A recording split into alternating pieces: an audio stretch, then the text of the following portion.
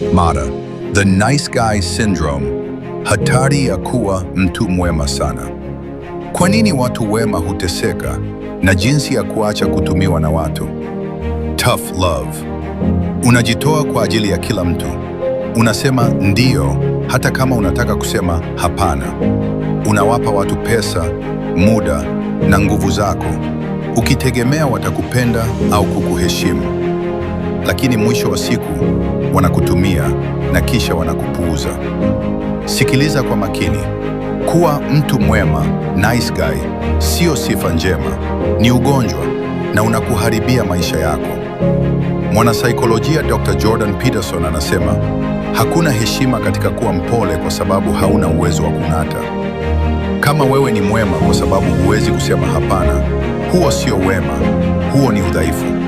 Watu hawawaheshimu watu dhaifu, wanawatumia kama